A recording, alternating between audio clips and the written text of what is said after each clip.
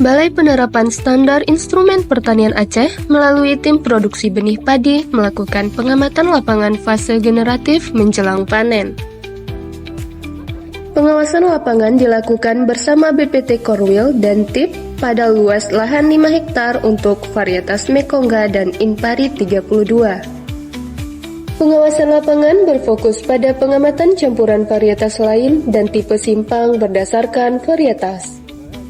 Sedang melakukan kegiatan rogeng generatif untuk persiapan panen di Desa Anegle, Indrapuri, Aceh Besar.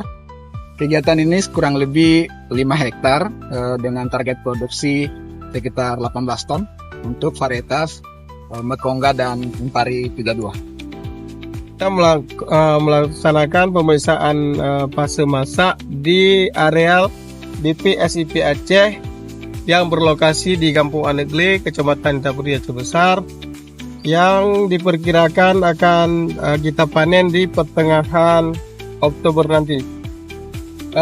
Adapun varietas yang digunakan di sini 2 varietas untuk 2 blok, untuk 5 blok, yaitu varietas Inpari 32 dan varietas Mekongga yang dua-duanya akan menghasilkan label ungu yang insya Allah akan kita panen nanti di pertengahan Oktober ini. Kegiatan ini diharapkan dapat mencapai target produksi benih padi tahun 2024.